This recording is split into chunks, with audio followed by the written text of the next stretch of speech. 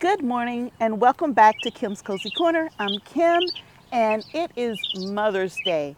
So happy Mother's Day to all of the mothers out there. I hope you have a wonderful day today.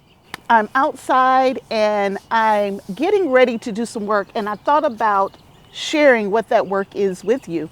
I am in the process of direct sowing some seeds into the garden, and I thought I would share with you what seeds I can direct sow in my zone in May.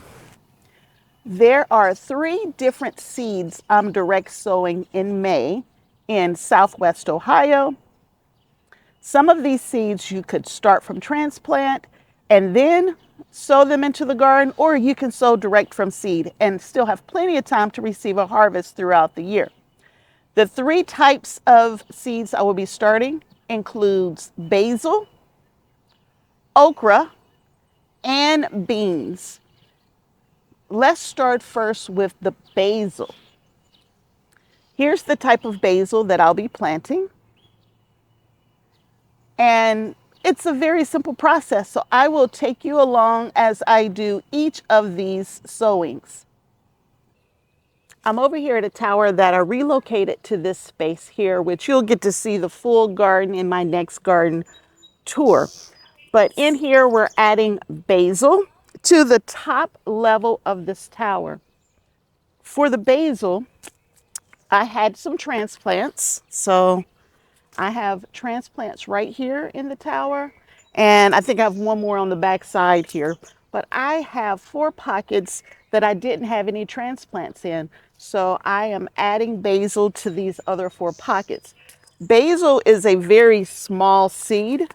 And so if you're starting from seed, you're just going to take a few. And when I mean they're tiny, these are tiny little seeds here.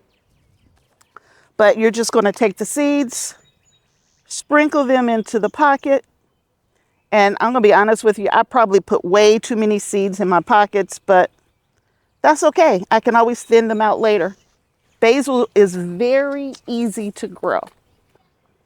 And so I've put the basil in all 4 pockets. And then basil doesn't need a lot of soil over top of it. So then I just sprinkle just a little bit of soil into each of the pockets to lightly cover the seeds.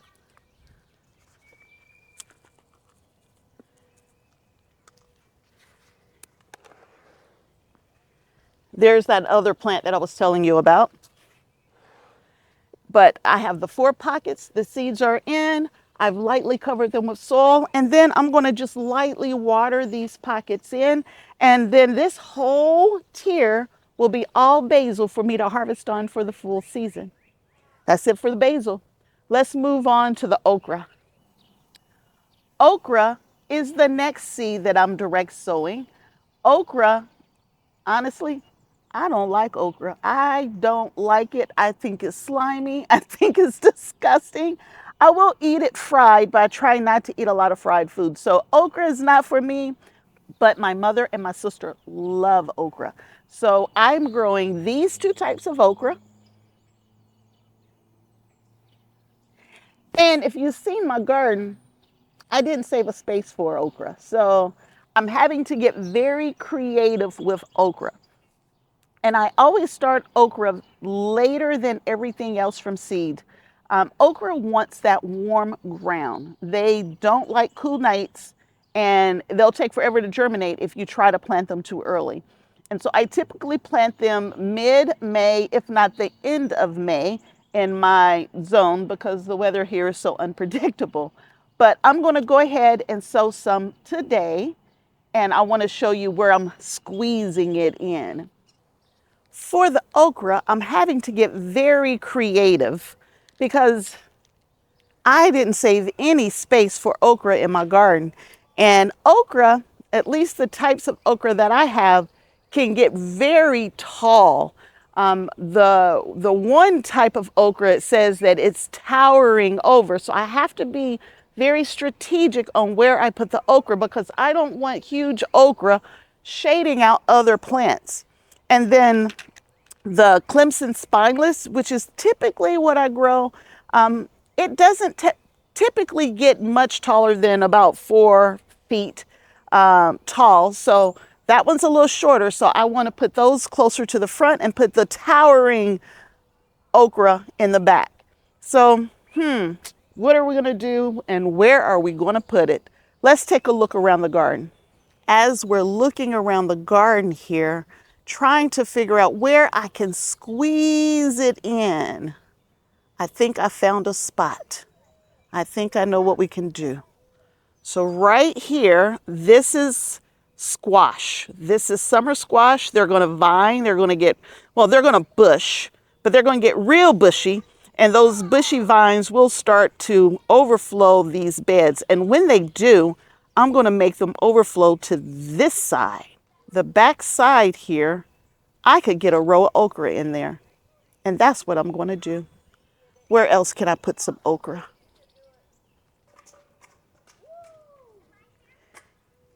This bed right here is my rhubarb bed. Well, it will be rhubarb long term, but there are a few garlic in this bed, but they'll be coming out in about 2 months at most 2 months.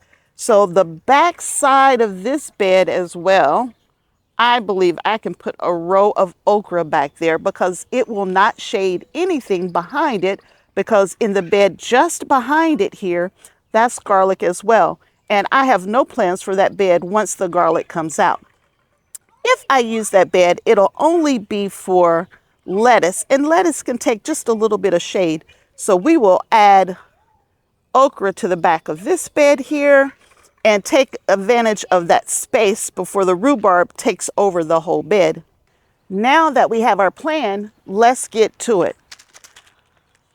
As I mentioned, okra seeds don't like cold soil. So you need to wait till your soil temperatures are a lot warmer.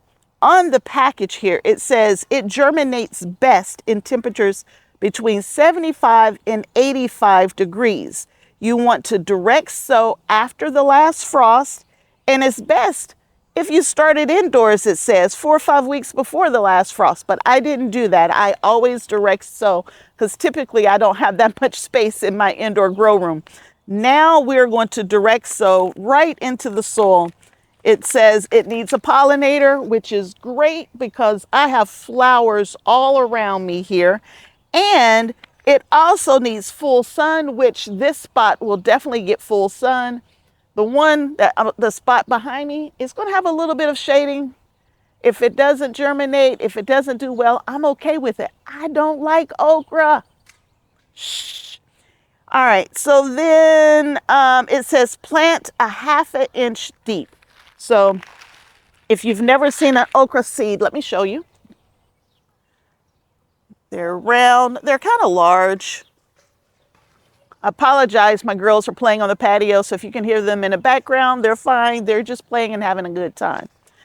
So for these okra seeds, I'm spacing them out about 3 or 4 inches apart.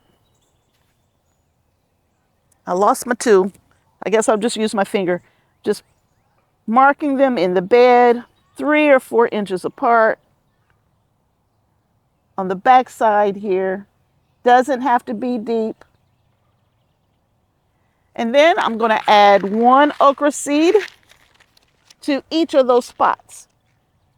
And if I get poor germination, that's okay too, because I don't like okra. But hopefully I get good germination on these. And in the front here, I'm putting the Clemson spineless okra because they don't get as tall as the other okra that I have. And then I just lightly cover them. I fertilized this bed last night with fish and seaweed emulsion. So there's lots of fertilizer already in this bed. That's it. I've covered them. I will water them in and I will finish this process for all of the okra. So I'm still going to add a few just to the side here and that bed behind me. That's it for the okra. let's move on to the green beans. We're going to spend quite a bit of time with those. The third seed that I'm starting today is a bean. And for beans, I did transplant quite a few beans. I started them indoors, and they were indoors for about, I don't know, 3 weeks or so. And then I transplanted them out in my GreenStalk, but I had poor germination. So I didn't have enough seeds to fully fill out the GreenStalk. So I'm having to direct sow some seeds into the GreenStalk. And then I realized also that that's not enough beans for me. My family goes through a lot of beans. So I'm adding beans to one of my raised beds as well. So I'm going to bring you along for that. Before I do that, let me share with you the types of beans that I am going to direct sow today. The beans that I'm direct sowing, I have pictures of them here. There's Dragon Tongue, there's Contender, Jade, and Gold Rush. So those are the 4 types for the beans before we get out there and get started. I actually mixed them all together, so I'm not going to know what's what until it comes up in the garden. But I soaked the seeds last night, so I have them sitting here in this container. You'll be able to see them when we get out in the garden. But I just mixed them all together, and they've been soaking since last night, which should help give them a jump start in germinating in the garden, hopefully. My Gold Rush beans are a few years old, and honestly, that's the bean that I've had the worst germination with. So I made sure that I got them all in here, and I will show you where I've already sown these beans in my GreenStalk. So that's already done. So we'll start there so you can see how they're doing, because they're popping their little heads out of the ground right now. And then we will go into direct sowing these that I have that's been soaking all night.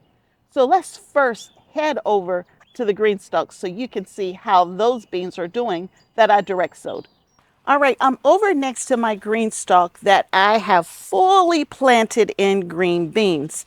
And some of the beans are transplants and others I planted from seed about a week ago. So I just wanted to bring you in close and show you how quickly they're coming in, but show you how they're doing in comparison to the transplants. So in the bottom here are transplants. And I thought I had planted enough green beans to fill this entire tower, but I didn't account for seeds that didn't germinate because my seeds are over a year old, as well as I am actually putting 4 beans per pocket. And so 4 beans per pocket, that's quite a few beans. So I underestimated how many beans I needed for this tower. So in the bottom, I have purple TP. And then in the next row, I have Gold Rush, which is the yellow wax bean. And then in the top 2, I'm doing the same thing. So purple, Gold Rush, purple, Gold Rush. I have the bottom pretty much covered in transplants. But once I get to the Gold Rush, you see some empty spots. That's where I had to direct sow. So let me get in close and show you how the direct sow seeds are doing. So there's some of the seedlings popping out of the ground. They just started poking their little heads up yesterday, which was about a week ago. So it's still early in the season. So the direct sow beans have plenty of time to germinate and get full and get fruit on them. Since the weather is nice and warm, the temperature is right, the soil's warm, they will grow quickly. And I will have beans in probably about 45 days at this point, now that they've germinated. The beans that I transplanted out, they're already starting to get little blooms on them, especially the purple TP. And because they have blooms on them, they will be producing beans a lot sooner. At the same time, these other ones will come in and they will catch up quickly. But these are the ones that I've transplanted and direct sowed about a week ago. So let's get to the primary sowing of beans today. So you can see they're doing really well. They took less than 10 days. I think it was more like a week to actually pop their heads out of the ground. I had to keep watering them and keeping them moist. I didn't start soaking them until the morning of the day that I planted them. So they didn't have all night to soak. So I had to make sure I kept those particular pockets super wet and moist so that those beans would germinate. And I think they took about a week. These beans that have been soaking overnight, I'm hoping will germinate a lot faster since they had more soak time. But let's head on over and get these beans planted. Okay, we're over in my neighbor's garden and I have all of the beds filled out except for two. And this bed is for green beans. I already have peppers on the back side of the bed and I have winter squash on this edge of the bed. And in this center area here, we're going to plant all green beans. So let me get set up and bring you with me. This bed already has leaf mulch covering the whole bed. My neighbors prepared all of these beds for me while I was in my own garden working, so they helped me prep this bed. So there is at least, oh my goodness, there's a lot of leaf mulch here. So we're going to push the leaf mulch back until after these seeds germinate, just because I want to be able to see if they germinate or not. And so we have at least 3 or 4 inches of leaf mulch here. And so we're going to just push it all back out the way.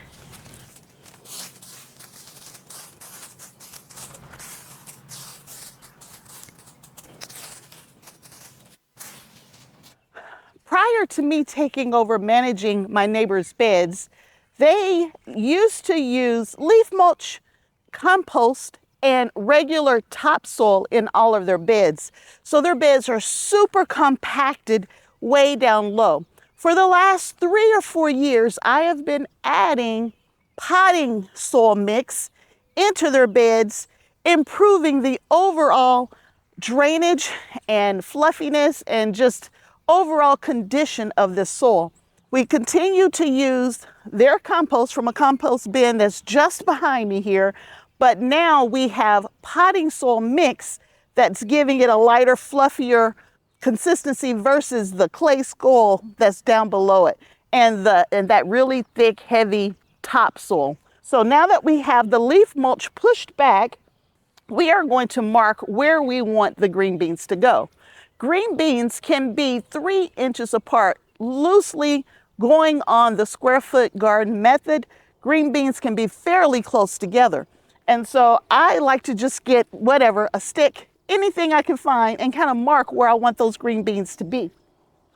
The green beans, like I said, they've been soaking overnight. There's 4 different kinds in here. They're all bush type beans, so they're going to mature at different times, but they're all going to be bush type. So no pole beans, nothing that needs any trellising here.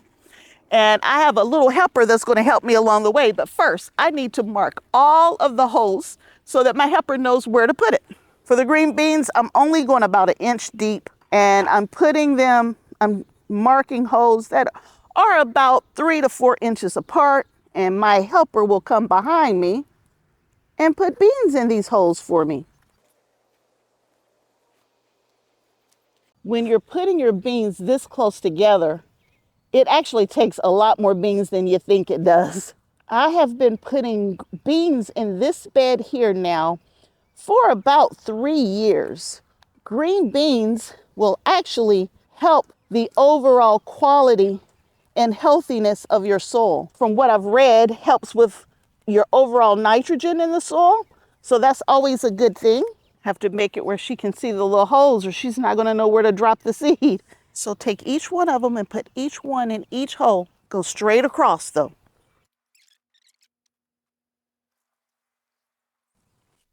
It looks like I prepared a couple hundred too many. I added a few more spots and I even doubled up a couple spots because I produced way too many seeds. And that's one of the things, you purchase seeds and you think you need so many, and you definitely are putting more in this space than you think you are. I'm still using more than 120 beans in this space. And think about it, if each one produces anywhere from 10 to 20 beans, and I have no idea how many they produce because most of them produce all year long, that's a lot of beans to feed your family over the summer as well as putting up for the year. So this close spacing works. I've been doing it for years. I know it works. The beans are in each of their little pockets. And now I am going to just, one, make sure they're all in. And then I'm going to lightly cover the holes up by just rubbing over them. Bean seeds in, they're covered. And I have all of this mulch. And I think I'm going to go ahead and put a light coating of the mulch on top of the seeds just to help with watering and keeping them moist, because you don't want your beans to dry out. These beans, if they dry out, it'll mess up the germination. So I will go ahead and move some of this leaf mulch back over, but not 3 inches deep like it was before. So the beans are in, and I still have a lot of beans left. So we are going to pop around the garden and find new homes for these seeds because I just don't want to get rid of them. You can always use green beans, and if you can them, they're good for 2 or 3 years once they're canned. So we will pop around the garden and find spots for the rest of these green beans. But that's it for the direct sow of beans in the garden. Those are some of the seeds that I'm direct sowing in May. There will be more. Lettuce will be one of them, but that's it for this video. I hope you enjoyed it. If you did, please give me a thumbs up and consider subscribing. These videos are for you, and I hope you are enjoying them. Have a wonderful, blessed Mother's Day. Bye-bye.